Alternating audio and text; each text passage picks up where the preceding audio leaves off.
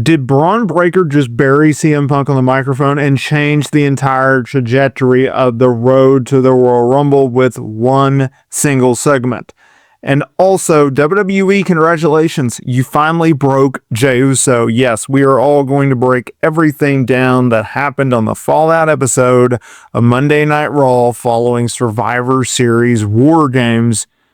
And we all kick it off with the opening segment. It was Io Sky and Rhea Ripley, and you have to feel for Io here. She couldn't even do her signature head-pointing taunt without aggravating her shoulder that she was selling. And she was so settled for waving to the crowd, and Rhea Ripley took the lead, welcoming everyone to Monday Night Rio, which seems to be the new branding that they're going for. Now, Rhea, she gloated about winning the war at War Games on Saturday, but she made it very clear that the fight isn't over. The specific bone of contention is the Kabuki Warriors and the women's tag team titles, and betraying her best friend Io. And now Rhea Ripley, she wants the women's tag team championships as revenge. Before they could get too far into their planning, the former champion, Charlotte Flair and Alexa Bliss, came out.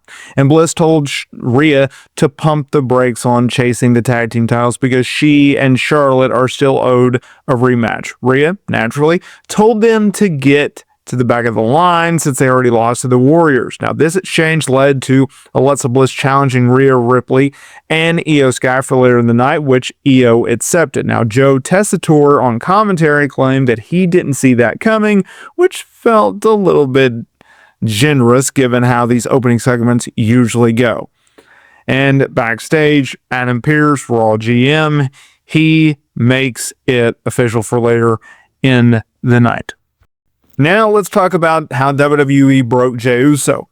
So it was Jey Uso versus LA Knight in a semifinals in the last time is now tournament to determine who would advance to the finals, who would go on to Friday Night SmackDown, and who would face John Cena at Saturday Night's Main Event on December 13th. Now, this was interesting. The crowd, it was hot for this one, trading yeah and yeet chants with every strike. I mean, these are two of WWE's biggest babyfaces going at it, right? And the action spilled out to the outside early with Uso hitting a dive before the break. Now, when we came back from break, the physicality ramped up. They fought hard on the apron where Uso hit a move, and we buried on commentary, called it a burning hammer, which, hey, whatever.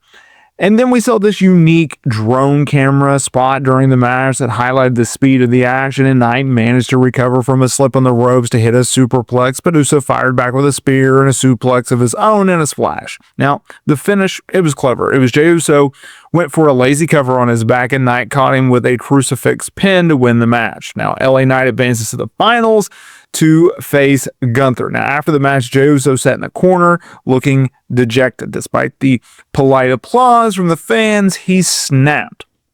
He banged his head on the commentary desk. He flipped out by tossing Prime Energy drink stations, ringside chairs, channeling Bret Hart at 1997 Survivor Series.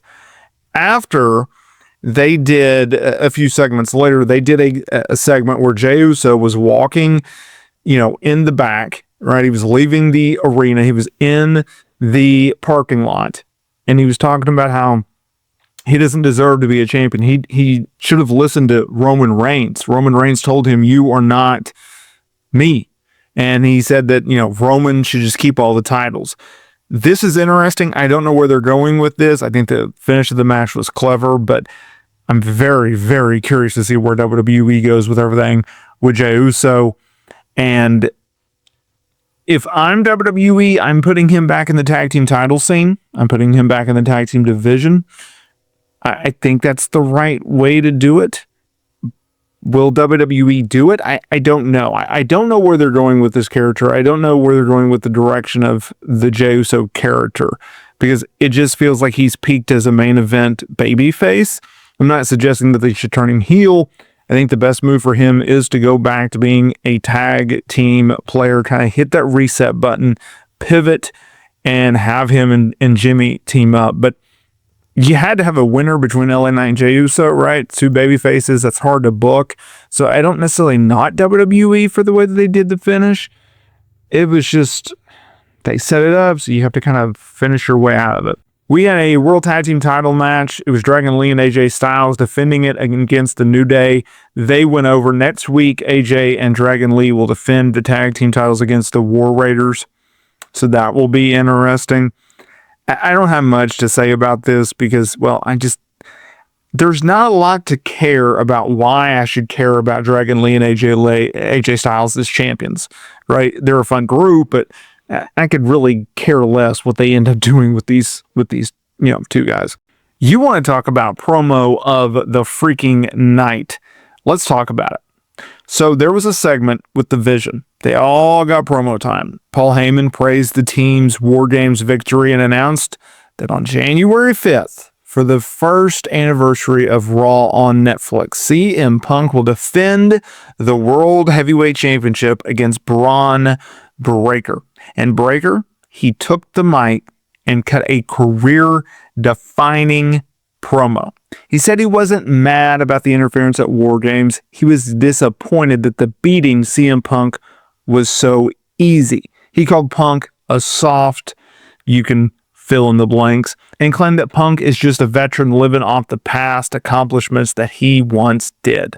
He even took a shot at Punk's wife, saying that she's a bigger star than he is. He mocked Punk's backstage attitude from WrestleMania, saying, well, la-di-da-da, consider the promo cut. He ended it by declaring himself the real best in the world. This, without a shadow of a doubt, was the promo of Braun Breaker's career. This guy was so jacked up on Mountain Dew, I thought his head was going to explode.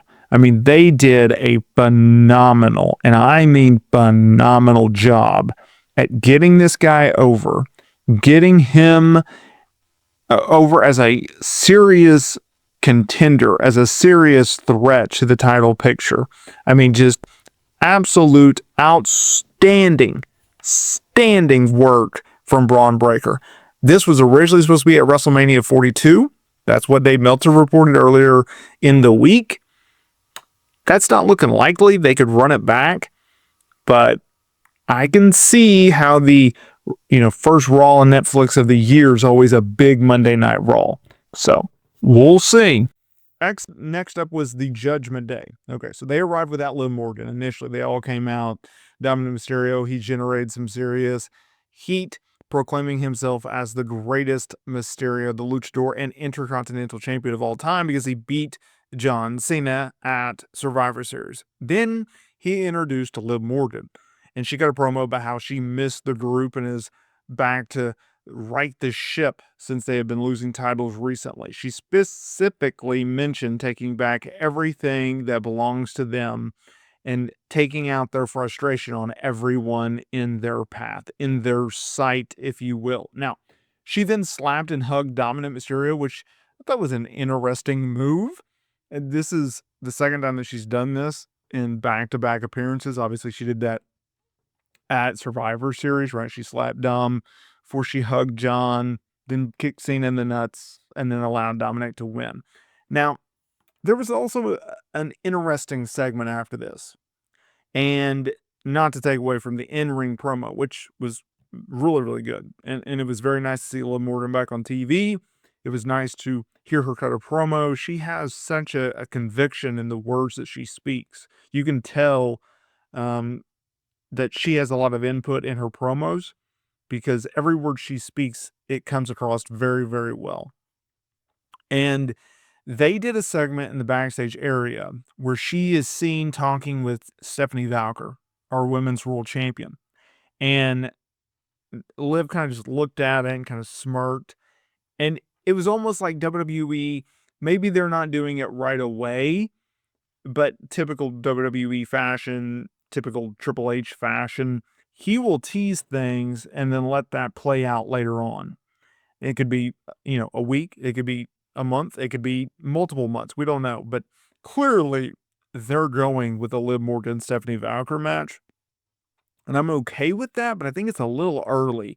I don't want them to necessarily beat Liv, and I also don't necessarily want them to take the title off of Stephanie. So it's a very, very difficult way to handle things, right? With these two really big time stars. Also, to complete the last time is now tournament finals. Shocker. I know Gunther went over Solo Sikoa. He'll meet LA Knight next Monday night on Raw.